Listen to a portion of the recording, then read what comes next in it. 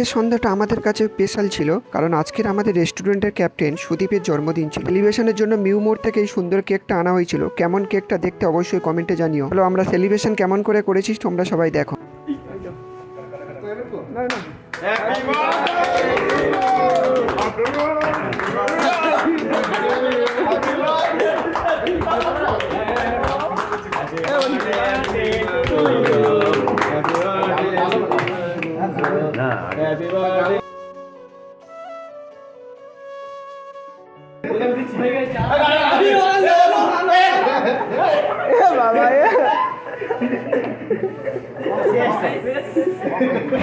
নষ্ট করি দেখি দেখি দেখি একটা খালি গিয়েছে